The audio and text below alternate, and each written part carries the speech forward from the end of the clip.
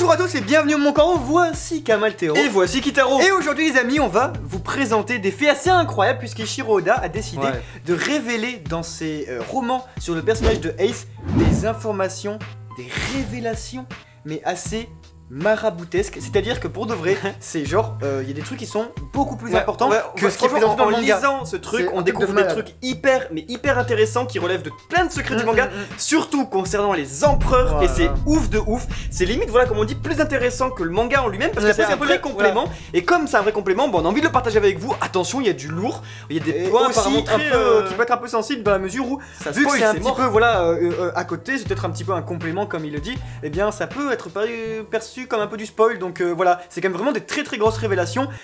Si vous continuez cette vidéo, gare à vous, vous êtes sur un terrain sensible.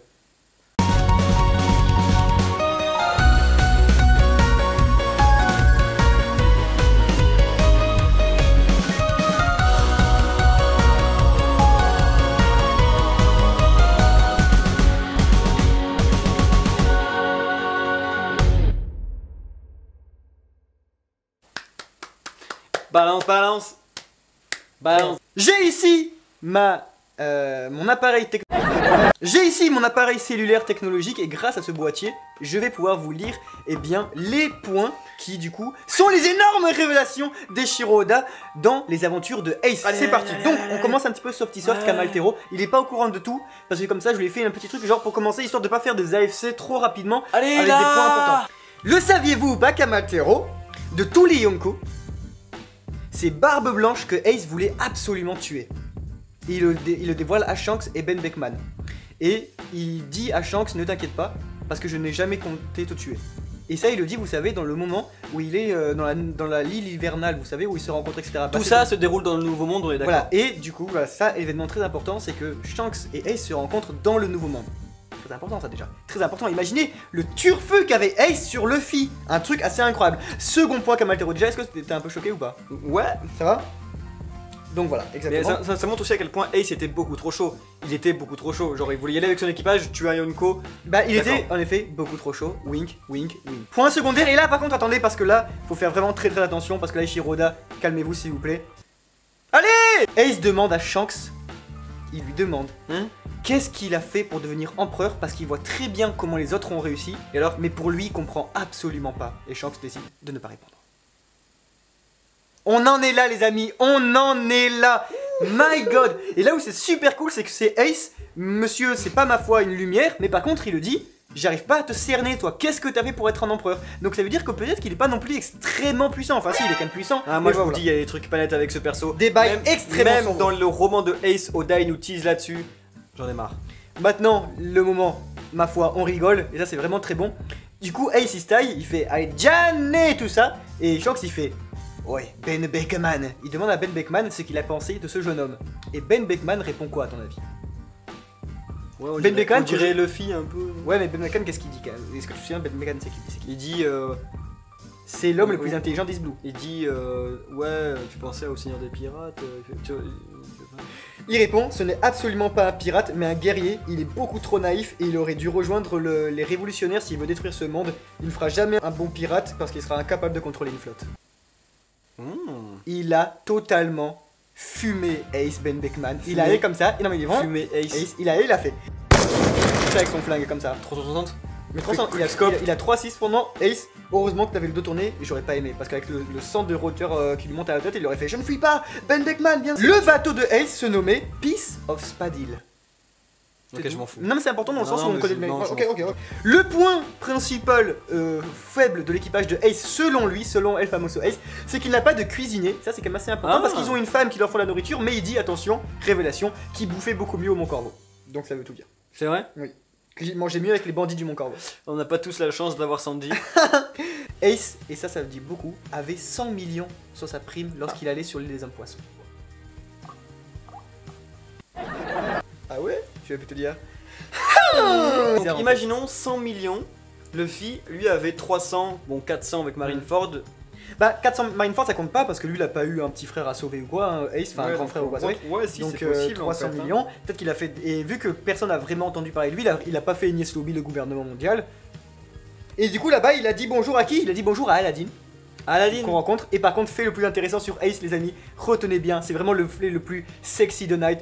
Les hommes poissons ont dit à Ace qu'il fallait pas aller au bar des sirènes parce que c'était moisi, mais en vérité, c'est parce qu'ils étaient jaloux, parce qu'ils savaient qu'ils seraient irrésistibles pour les sirènes. C'est des bâtards, les hommes poissons. Ace, il arrive, il a pas compris, il a fait non, non, Ace, comme ça, il arrive tranquillou, et ce qu'il décide de faire, c'est quoi sur les deux hommes poissons? Qu'est-ce que tu fais quand t'arrives sur l'île des hommes poissons? Il y a tout, il y a des sirènes, il y a tout, qu'est-ce que tu fais? Tu vas voir le château. Mauvaise réponse, tu utilises ton pouvoir pour brûler le drapeau de Barbe Blanche pour y déclarer la guerre. Pas mal, non? Ace, il était vraiment Pourquoi super il était content. si chaud contre Bah, il Barbe avait Blanche vraiment la haine contre Barbe Blanche, c'est bizarre. Hein. Parce que pourtant, c'était vraiment lui qui était contre Roger. Et comme il déteste son père et tout, on aurait pu penser qu'il aimait Barbe Blanche. Tu vois. Tout ça, ça me fait penser à Barto quand même. Qui a cramé le drapeau de Shanks. Et alors, est-ce que tu connais bien le manga ou pas? Ouais. Du coup, qu'est-ce qui se passe à ce moment-là? Un truc qu'on a vu dans le manga de Eiichiro Oda, c'est-à-dire notre maître à tous. Qu'est-ce qui se passe à ce moment précis sur les hommes poissons? Exactement. Oui, mais Jinbei, qu'est-ce qu'il fait? Bah, Jinbei dit nique ta race. Et bien sûr. T'as insulté le padré comme ça. Exactement. Ah. Et du coup, Jinbei versus Ace. Voilà. Et du Donc coup, cette ça, bataille-là, mais mais voilà. cette bataille-là, elle est pas sur l'île des hommes poissons. Bah, on sait pas trop comment. Non, mais non, parce que je crois. Non, genre, il remonte à la justement, surface, justement, et- parce que Jinbei il se dit, on va. On va pas se battre ici. 16 heures derrière le collège, tu vois. Ouais. Tu vas pas détruire mon île. 16 heures dans le nouveau monde. Voilà, 16 heures dans le nouveau monde, on remonte à la surface parce que les Mm. flammes et tout ça, ça me fait pas tellement rire, Mm. tu vois. Donc en gros, c'est ça. Du coup, à partir de là, on sait très bien ce qui se passe, Barbe Blanche qui arrive, gna gna, etc. D'accord, on en est Donc là. les deux ex aequo, on sait pas qui gagne. et tout. Exactement, Barbe Blanche qui arrive, exactement, tu veux me exactement. tuer. Exactement, Kamaltero. Mhm. C'est bon, on en est là. Mhm. Satch était le 4e commandant, donc le commandant de la 4e flotte de Barbe Blanche. Ça on le savait déjà, je crois. Division qui était spécialisée dans la cuisine, du coup. Ça. Son arme était un très long couteau de C'est parce cuisine. qu'Oda, il avait pas d'idée. Et c'est cet homme-là, oui, c'est cet homme-là, Kamaltero, qui s'est occupé de Ace personnellement, pendant que ce dernier a essayé d'atteindre à la vie de Barbe Blanche 100 fois. Ah ouais, c'était pas Marco ou quoi? Marco, il arrive, il a fait Back. Ah ouais. 100 fois quand même, Ace il a essayé de tuer Barbe Blanche. On en est là. Pourquoi? C'est bizarre quand même. Est-ce que vous êtes prêts? Là, on rentre dans les petits moments fils, histoire qu'après les révélations, histoire que vous fassiez pas un AFC. Oh! Allez! Lorsque Ace a accepté d'être l'enfant de Barbe Blanche, qu'est-ce qu'ils ont fait? Coupe de saké. Ils ont partagé une coupe de saké comme ça. Les Spade Pirates rejoignent alors officiellement l'équipage de Barbe Blanche. Et ça, c'est important. Parce que Ah du coup, on bon pensait que c'était Ace. Et bah ouais, les Spade Pirates et tout. Tu sais, ils disaient, ouais, relâchez-le et tout ça, tu sais, vous les relâchez. Et moi, je deviens du coup le truc. Bah, du coup, en fait, à ce moment-là, on sait pas, mais du coup, bah voilà. Et du coup, peut-être qu'il est. Bref. Voilà, on en est là, on en est là, on en est là. Shanks, c'est-à-dire le Yonkou, c'est-à-dire le roux, devient effroyable lorsqu'il se met en colère. On en est là, d'accord. Ah ouais? Barbe Blanche devient effroyable lorsque quelqu'un bafoue un de ses droits ou celui des membres de sa famille. Ça explique des choses, ça explique des Ça choses explique, sur le fait ouais. qu'il ne veut Ouais. pas laisser Shanks, tu sais, ramener Ouais, Ace, d'accord? Sur le fait que non, c'est comme ça, il a beaucoup. Big Mom est effroyable lorsque... Et là, c'est On vraiment touche le à quelqu'un de sa fa... Non. Non. Non, Big Mom, pensez bien à Big Mom, tout ce qu'on a vu. Bah après, est-ce qu'on touche à son gâteau? Lorsqu'elle n'est pas contente. C'est fou, hein? Juste lorsqu'elle n'est pas contente, Trop une sincèrement. garce, quand Ouais, même, c'est hein. une... Pouh, elle a failli sortir. Mais attention, et là c'est vrai que c'était cool parce que ça c'est quand même sorti un petit peu au Japon et tout, vraiment au début de Walker Island, enfin c'était, en tout cas c'était le climax, c'était la petite partie et tout ça, c'est sa famille, la famille j'allais dire Barbe Brune, c'est chaud, c'est sorti de nulle part, j'allais dire Barbe Brune, la famille de Big Mom est la famille la plus effroyable et puissante du monde entier. Ouais, on veut bien croire celle-là. On veut bien croire, on veut parce bien que avec Katakuri. On vient de croire surtout que c'est difficile d'avoir une famille comme ça, hein, mais en fait sinon ta famille en soi Big Mom, bah Hashetan. Kaido est effroyable. Quand il a pas d'alcool. Tu peux pas deviner ce que c'est. Quand il est. Kaido est effroyable avec même sa propre existence. Ah. Et c'est quoi? Hmm? La créature la plus puissante du monde. Ils l'ont rappelé. Mhm. Pas mal, non? Mhm. Il est effroyable avec même sa propre existence. Mhm. Moi j'aime ça beaucoup, beaucoup, beaucoup. Effrayant avec ça. Ouais, ça fait pas. Maintenant, par contre, là, franchement, je suis fébrile. Là, vous arrivez dans la zone extrêmement. Est-ce que tu sens pas la fébrilité? Tu le sens vraiment? J'ai mal à la tête, là, rien d'y penser là. Non, parce qu'en fait, non, parce que pour de vrai, vraiment là, les amis, ça a été écrit. Allez avant, chapitre 906, 907 et tout. Non, mais je rigole pas. Je rigole pas. Franchement, ça a été écrit avant. Avant le temps des Yonkou était le temps de Roger, Shiki et Barbe Blanche. À ce moment précis, Big Mom obtenait son territoire et devenait une menace considérable pour ces trois personnages. Là, je me concentre. Donc, Big Mom est plus jeune, hein. Barbe Blanche et Big Mom sont de la même génération. D'où le fait que du coup elle était dans l'ère de Roger.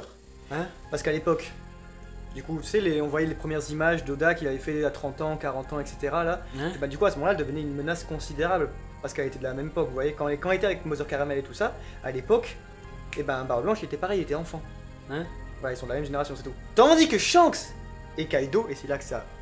C'est important, sont de la génération suivante. Alors autant pour Shanks, on se dit c'est normal parce qu'il était dans l'équipage de Roger et tout, autant pour Kaido, et c'est là que beaucoup se fourvoient, je pense, et nous les premiers, c'est qu'on a toujours eu cette impression de Barbe Blanche contre Kaido qui est le plus fort et tout, alors qu'en fait Kaido, c'est un Bakagaki, c'est un gamin. C'est pas ça, c'est pas que c'est un gamin, c'est juste que Barbe Blanche était vieux en fait. C'est vraiment le seul empereur qui était plus de cette génération-là, qui était plus, il avait plus sa place en fait. Big Mom, le dit en fait. Big Mom. Comme ça, Big Mom là. Big Mom aussi. Oui, mais Big Mom c'est. Non, Roger, tout ça, elle dit en gros, avant l'ère des Yonko, il disait ouais. c'était l'ère de Roger, Shiki et Barbe Blanche. Et Big Mom qui était là, mais Big Mom elle a quoi? Allez, 10 ans de moins quoi. C'est bon. Oui, voilà, mais non, mais c'est juste À que peine. tu vois, on comprend bien. Big Mom, on voit qu'elle est âgée. Mais Barbe elle est Blanche de la était même carrément génération. trop vieux, Oui, tu vois, il était malade et tout. carrément. Mais Kaido, on voit qu'il est taille en forme, tu vois. Oui, mais Kaido, quoi, je veux dire, testo. Testo, Non, mais après, c'est on a différent, testo c'est comme que ça. tu vois, Kaido, genre, il a pas du tout la gueule d'un. On sait même pas d'où il vient, tu vois, Il y c'est a un la gueule d'un géant et chinois tout. vénère. Un point qui vient expliquer absolument tous les amis. Je vous rappelle que c'est sorti avant le 907. Et alors tout le monde se disait, mais Big Mom, tu pues la race, Big Allez Mom. là. Si un Yonko, d'accord, ne parvient pas à détruire un pirate ou un équipage de pirates entier, il doit tout faire pour le chasser et l'anéantir afin de regagner son honneur. D'où vraiment Big Exactement. Mom qui continue et qui en veut vraiment. Voilà, et qui ça veut c'est ragailler. vraiment génial parce que du coup Eiichiro Oda il marque ça dans ses romans et tout ça à côté et tout ça, et pourtant il le respecte parce que oui, les Yonko ils sont au top de la chaîne alimentaire, c'est les requins, si forcément il y a rien au-dessus d'eux, donc s'ils n'arrivent pas à avoir tout ce qu'il y a en dessous, n'importe quoi, t'es pas un Yonko frère, t'es pas un Yonko. Big Mom, GG, on compte sur toi. C'est pour ça, on verra sûrement du Moscato. Maintenant, est-ce que t'es prêt pour le dernier petit cliffhanger de famille? On reste là comme ça, après on en reste là, parce que attention, c'est le mysticisme. Franchement, si après ça, les amis, vous êtes encore là, c'est quand vous êtes assez balèze. Ou c'est que vous vous en foutez de One Piece, peut-être aussi. Mais qu'est-ce que vous faites là sinon? Un homme est venu tuer Barbe Blanche, et on apprend à la toute fin que cet homme a été envoyé par un des 3 autres Yonko. Et alors là, vous vous dites, Attends, j'ai tilté, genre, ça pourrait. et là, vous vous dites, cet homme, envoyé par un des Yonko, Kaido, les petits trucs de Barbe Blanche avec le symbole de Doflamingo qui a été envoyé tuer Barbe Blanche, l'empoisonner par un des autres Yonko, Doflamingo qui travaille avec son usine de Smile pour l'empereur, et du coup faire tomber Barbe Blanche. On sait que Kaido, il voulait faire tomber Barbe Blanche une fois qu'il soit faible à Marineford, mais il a été stoppé par Shanks.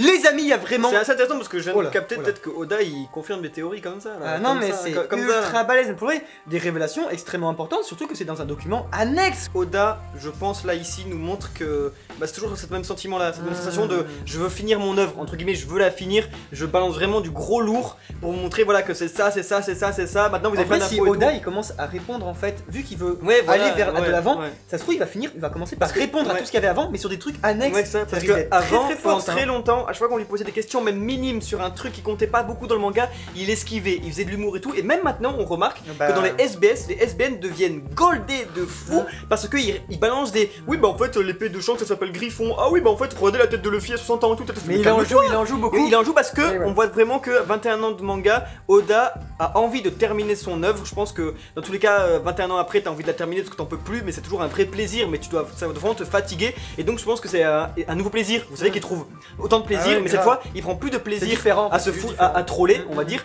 Mais il prend autant de plaisir cette fois. Bah ça y est, il se dit. À balancer des petites bombes Voilà, comme ça. je peux maintenant leur dire parce qu'on arrive tellement à la fin que ben ce qu'ils vont voir dans le manga va être tellement impressionnant que des petits pics comme ça de nouveautés va pas les. Et je trouve que c'est cool parce que ça fait vraiment un vent de fraîcheur pour nous dire ça on évolue. grimpe jusqu'au bouquet final. Moi ça me hype ce genre de truc, t'en as pas d'autres là? Désolé, Non. il va falloir attendre le roman sur... Allez, trouve un personnage que t'aimerais bien voir. Moi je dis le roman sur... Luffy là, genre sur son aventure et tout. C'était Kamaltero. Et c'était Kitaro. Ciao ciao.